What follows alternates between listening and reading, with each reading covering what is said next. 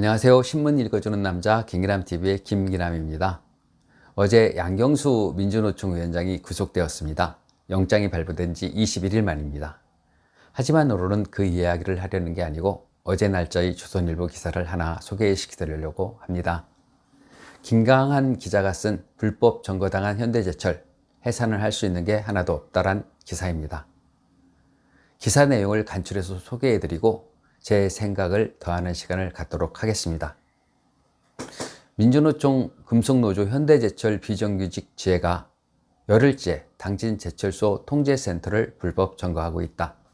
이들은 현대제철이 자회사 설립을 통해 협력업체 직원을 정규직으로 채용하는 방침에 반대하고 분사 직고용만 요구하면서 지난달 23일 통제센터로 들이닥쳤고 현대까지 약 100명이 무단으로 점거하고 있다. 통제센터는 제철소를 종합관리하는 관제탑과 같은 것으로 제철소의 두뇌와 마찬가지다.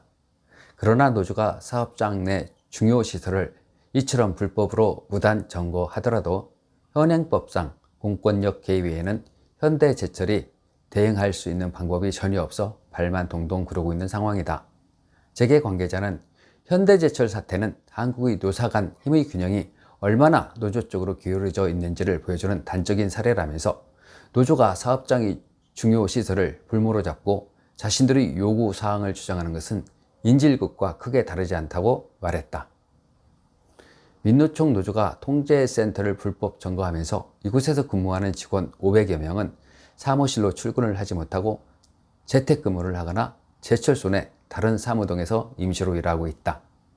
민노총 노조의 통제센터 점거는 현행법상 명백한 불법 점거 행위다. 그러나 이들이 불법 행위에 현대제철이 대응할 방법은 전무하다. 현대제철 관계자는 노조에 퇴거 요청을 하고 경찰에 시설 보호물 보호 요청을 한 것 말고는 할 수 있는 게 없다고 말했다. 하지만 현장에 투입된 경찰은 노사 간 충돌을 막기만 할 뿐 불법 점거적인 노조원을 강제 해산하지 않고 있다. 민노총 노조의 파업이 장기화되면서 당진 제철소 생산에도 차질이 생기기 시작했다. 이번 사태가 장기화할 경우 철강 제품 생산 차질과 공급 지연으로 나머지 산업 분야에도 피해 발생이 우려된다. 현대제철이 생산 차질을 막기 위해 새로운 근로자를 채용해 임시로 생산 현장에 투입할 수는 없다. 현행 노조법이 대체 근로를 전면적으로 금지하고 있기 때문이다. 경총 관계자는 1953년 노조법 제정 당시 취약했던 노조 활동을 보호하기 위해 도입된 제도인데 지금은 노조가 강경 파업을 통해 회사에 타격을 가하는 법적 장치로 변질됐다고 말했다. 이번 불법 점거 사태를 해결하기 위해 현대제철이 직접 나서서 민노총 노조와 교섭에 나설 수도 없는 상황이다. 원청업체인 현대제철이 하청업체 소속인 이 민노총 노조원들을 직접 지휘할 경우 파견법 위반이기 때문이다.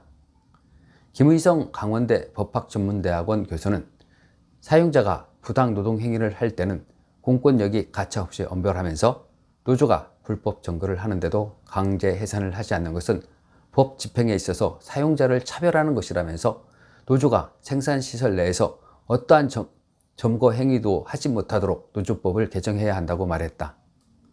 이 기사를 보면서 여러분은 어떤 생각이 드시나요?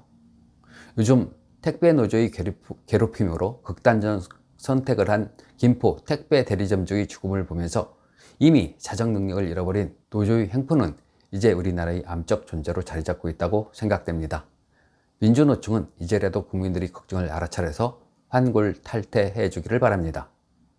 그리고 정부도 기업들에게 세금을 받으려면 최소한 불법 점거한 노조는 강제 해산시켜주고 세금을 받아야 합니다.